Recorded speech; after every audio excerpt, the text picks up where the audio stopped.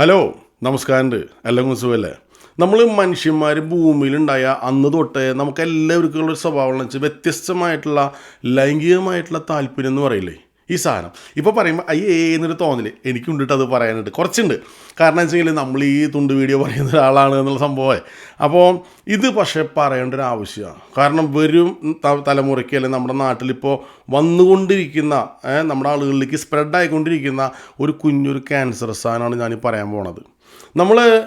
നമ്മുടെ പാർട്ട്ണർ എന്ന് പറഞ്ഞു കഴിഞ്ഞാൽ അറിയാമല്ലോ, അത്രയും വിലപ്പെട്ട ആൾക്കാരെ ഇൻറ്റിമേറ്റ് ആയിട്ടുള്ളൊരു സംഭവം. അപ്പോൾ നമുക്കവിടെ പല ആൾക്കാർക്കും ജീവിത പങ്കാളികളിൽ നിന്നാണ് നമുക്കൊരു സെക്യൂരിറ്റി എല്ലാം കിട്ടണത്. അപ്പോൾ അവിടെ വേലി തന്നെ വിളവ് തിന്നുന്നൊരു സാഹചര്യം വന്നാൽ എങ്ങനെ ഉണ്ടാവും? ഭയങ്കര ബുദ്ധിമുട്ടാണ്. അപ്പോൾ സംഭവം എന്താണെന്ന് വെച്ചെങ്കിൽ നമ്മുടെ UK നമ്മുടെ ഇംഗ്ലണ്ടിലെ ഒരു സംഭവം ഉണ്ടായി. അപ്പോൾ നിങ്ങളിപ്പോൾ വിചാരിക്കും അതിപ്പോൾ ഇംഗ്ലണ്ടിലല്ലേ, നമ്മുടെ കേരളത്തിലല്ലല്ലോ, എന്താ പ്രശ്നം, നമ്മുടെ മലയാളീസിൻ്റെ ഇടയിലല്ലല്ലോ എന്ന് വിചാരിക്കേണ്ട, അങ്ങോട്ട് വരാം. ഓക്കെ, ഏറ്റവും അവസാനം മനസ്സിലായിക്കോളും. അങ്ങനെ UK ഒരു ഫാമിലി, ആ ഫാമിലി എന്ന് പറഞ്ഞു കഴിഞ്ഞാൽ വളരെ നല്ല മാതൃകാപരമായിട്ട് ഇടത്തരം കുടുംബത്തിൽപ്പെട്ട ഭയങ്കര ദൈവവിശ്വാസമുള്ള സൂപ്പർ കുടുംബം. അങ്ങനെ ഈ കുടുംബം ഒരു ദിവസം ഞായറാഴ്ച, അപ്പോൾ ഈ കുടുംബത്തിൻ്റെ പശ്ചാത്തലം പറയുകയാണെന്ന് വെച്ചെങ്കിൽ 17 വയസ്സിൽ കോളേജിൽ വെച്ചിട്ട് ഇവർ പ്രേമിച്ച് അവിടെ നിന്ന് മുന്നോട്ട് കടന്നു വന്നു, കല്യാണം കഴിച്ച് അവർക്ക് ഇപ്പോൾ 17-15 വയസ്സുള്ള കുട്ടികളുണ്ട്. അപ്പോൾ അവരുടെ ദാമ്പത്യത്തിൻ്റെ ലെങ്ത്ത് നിങ്ങളൊന്ന് കണക്ക് കൂട്ടിയാൽ മതി. അപ്പോൾ അങ്ങനെ സുഖമായിട്ട് അവർ ജീവിക്കുന്നു. അപ്പോൾ ഇവിടുത്തെ പിള്ളേർക്ക് അറിയാമല്ലോ, 17 ടീനേജ് പ്രായത്തിലൊന്നും പിന്നെ പള്ളിക്കൊന്നും അവരങ്ങനെ പോവില്ല. അപ്പോൾ അപ്പനും അമ്മയും കൂടി പള്ളിയിൽ പോകുന്ന ഒരു ഞായറാഴ്ച. അപ്പോൾ പള്ളിയിലേക്കും പോയി സുഖമായിട്ട് ഇങ്ങനെ വരണമാക്കി ഭർത്താവ് പറഞ്ഞു. ഭർത്താവിന് പതിവിലും ഇതായിട്ട് കുറച്ചും കൂടി ഭയങ്കര പ്രാർത്ഥനയും കാര്യങ്ങളൊക്കെ അന്നത്തെ ദിവസം. എന്നിട്ട് ഭാര്യയോട് പറഞ്ഞു, എനിക്ക് നിന്നോടൊരു കാര്യം പറയാനുണ്ട്. ഭാര്യ പറഞ്ഞു, അതിനെന്താ ചക്കരെ, നീ പറഞ്ഞോ. അപ്പോൾ അങ്ങനെയല്ല, ഇങ്ങനെ പറഞ്ഞാൽ പറ്റില്ല, നമുക്ക് അവിടെ നിന്ന് ഇറങ്ങി സ്വസ്ഥമായിട്ടൊന്ന് ഇരിക്കാം എന്ന് പറയാണ്. ഓക്കെ എന്ന് പറഞ്ഞു. ഇവർ നേരെ പോയി അപ്പുറത്തെ മേരി ചേച്ചിയുടെ ചായക്കടയിലേക്കാണ് ചെന്ന് നല്ല ചൂട് ചായയും പഴംപൊരിയും വടയും ഒക്കെയും പറഞ്ഞ് ഓർഡർ ചെയ്ത് അവരിരിക്കുമ്പോൾ ഭർത്താവ് പറഞ്ഞു, എനിക്ക് ഇതിനോടൊരു കാര്യം പറയാനുണ്ട്. അപ്പോൾ നോർമൽ ലെവലിൽ ഇങ്ങനെ പറഞ്ഞു കഴിഞ്ഞാൽ ഇവിടുത്തെ പെണ്ണുകൾ വരിക, അപ്പോൾ അടുത്ത റിലേഷനായി അതിനെ ഡിവോഴ്സ് ചെയ്ത് പോകാനുള്ള പോക്കാന്ന് വിചാരിക്കുക. പക്ഷേ ഇവർക്ക് അതിൻ്റെ വിശ്വാസം ആവശ്യം വരില്ല, ഇത്ര വർഷമായിട്ടുള്ളൊരു ഇതല്ലേ. അപ്പോൾ അവർക്ക് ഓരോ ഭർത്താക്കന്മാരെ വിശ്വാസമുണ്ട്. അവർ പറഞ്ഞു, അന്ന് നീ എന്താ വെച്ചാൽ പറ, അധികം ഇൻട്രൊഡക്ഷനൊന്നും വേണ്ട, നീ കാര്യം പറ എന്ന് പറഞ്ഞു. അങ്ങനെ കാര്യം പറയാൻ പറഞ്ഞപ്പോൾ പുള്ളി പറഞ്ഞു, ഞാൻ നിന്നെ കഴിഞ്ഞ 5 വർഷമായിട്ട് ഞാൻ നിന്നെ ചീറ്റ് ചെയ്യാമെന്ന് പറഞ്ഞു.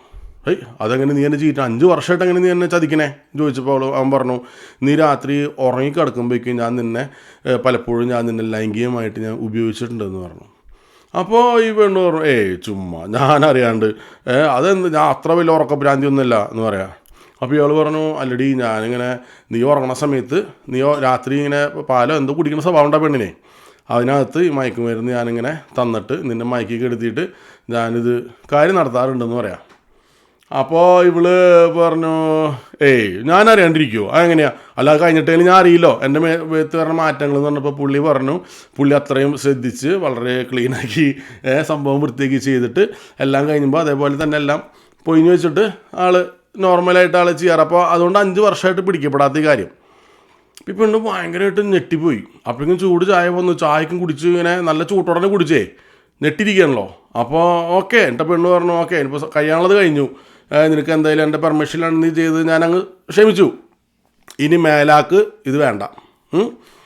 എപ്പോഴാണ് പണം വെച്ചാൽ നമുക്കപ്പോൾ റെഡി മണി പാകമാണ്, പക്ഷേ ഇങ്ങനെയൊന്നും ചെയ്തിരിക്കോ എന്ന് പറഞ്ഞു. അപ്പോൾ ഇയാൾ പറഞ്ഞു, അല്ല തീർന്നിട്ടില്ല, ചെറിയൊരു പ്രശ്നം കൂടി ഉണ്ട്.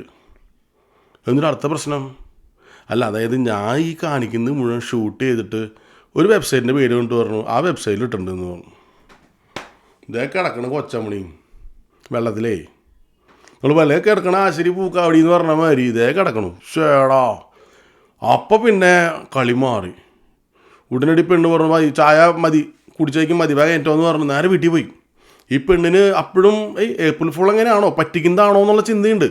നേരെ വീട്ടിൽ പോയി കമ്പ്യൂട്ടറൊക്കെ തുറന്ന് സാധനം നോക്കിയപ്പോൾ സംഗതി കറക്റ്റാണ്. ആശാത്തി നല്ല ഉറക്കം, അവിടെ കെട്ടി നിന്ന് അർമാദിക്കൽ കാര്യങ്ങൾ കംപ്ലീറ്റ് വീഡിയോ എടുത്തു. ലക്ഷക്കണക്കിന് ആൾക്കാർ കാണലും കഴിഞ്ഞു ആ സൈറ്റിൽ ഈ സാധനം. ഇപ്പോൾ പെണ്ണൊരു ഭയങ്കര ഇതായി. കാരണം ഇത്രയും വർഷം നമ്മൾ വിശ്വസിച്ച് കൂടെ കിടത്തിയ അയാൾ കാണിച്ച പണി എന്താ.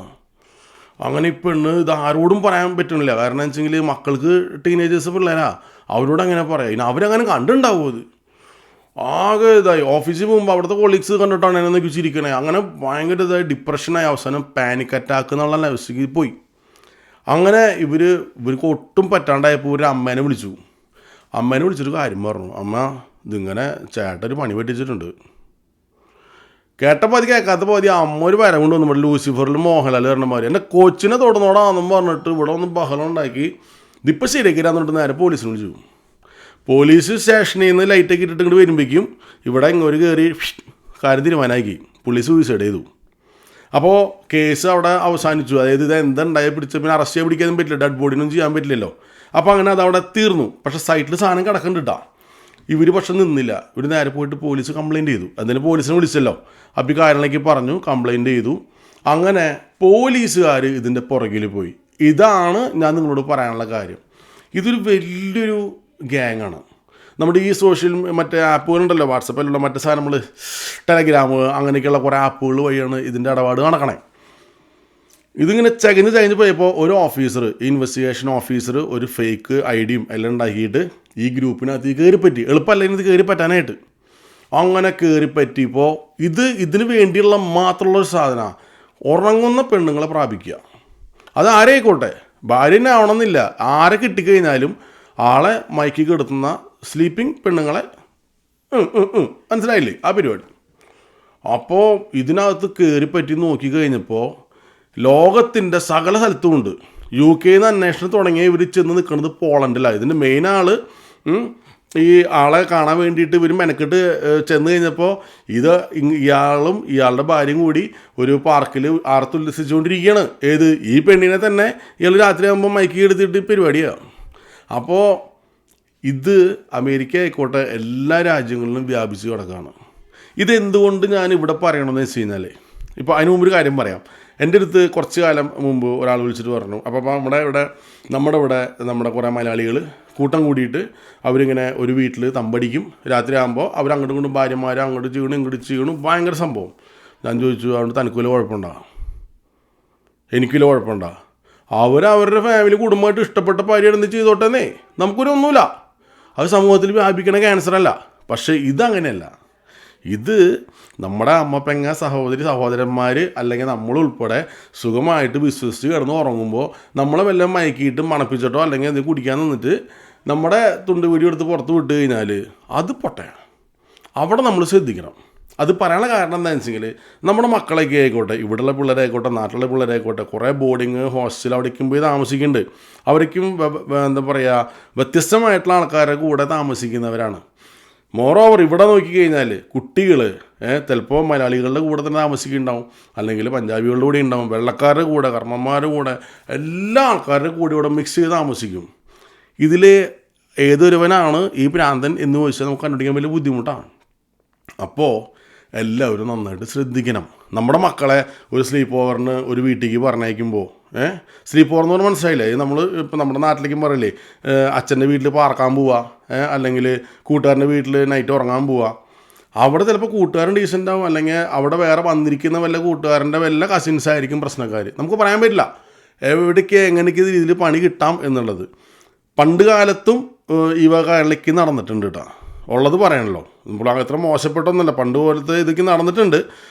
അന്ന് ജ്യൂസിൽ മയക്കുമരുന്ന് കൊടുക്കുക, ലിക്കറിൽ മയക്കുമരുന്ന് കൊടുക്കുക എന്ന് പറഞ്ഞപ്പോൾ സിനിമാ കഥകൾ ഇറങ്ങിയിട്ടുണ്ട്. അപ്പോൾ അതൊക്കെയും വളരെ റയറായിരുന്നെങ്കിൽ ഇതിപ്പോൾ ട്രെൻഡായി മാറിയിരിക്കുകയാണ്. ട്രെൻഡിൻ്റെ പ്രശ്നം എന്താണെന്നറിയാം, ട്രെൻഡുകൾ എപ്പോഴും പല എന്താ പറയുക ഇങ്ങനത്തെ സൈക്കോപാത്തുകൾ എടുത്തങ്ങ് പെരുമാറും. ഇനി ഏറ്റവും വിറ്റെന്താണെന്ന് വെച്ചെങ്കിൽ, ഈ ഉദ്യോഗസ്ഥൻ അവിടെ ചെന്ന് കഴിഞ്ഞപ്പോൾ, ആ ലിങ്കിൽ കയറി ആ ഗ്രൂപ്പിൽ ചെന്ന് കഴിഞ്ഞപ്പോൾ ഇതിനാവശ്യമുള്ള സകലമാന സാധനങ്ങളും അവിടെ വിൽക്കാൻ റെഡിയാണ്. അതായത് നിങ്ങൾ ഭക്ഷണത്തിലാണെങ്കിൽ കൊടുക്കാനായിട്ട് ഇന്ന സാധനം, ഉറങ്ങിക്കിടക്കുന്ന ആളെ മണപ്പിച്ച് കൊടുക്കാനായിട്ട് ബോധം കെടുത്താൻ അങ്ങനെ സാധനം. അതായത് ഒരു രീതിയിലുള്ള ഹാങ് ഓവറുകളോ ഒരു രീതിയിലുള്ള തലക്കനോ ഒന്നുമില്ലാതെ പിറ്റേ ദിവസം ഫ്രഷായിട്ട് എഴുന്നേക്കും. അതിൻ്റെ പേരിൽ നിങ്ങളെല്ലാവരും സേഫാണെന്നും പറഞ്ഞിട്ട് അവിടെ അതിനുള്ള മെറ്റീരിയൽസ് വിൽക്കാട്ടേക്കാം.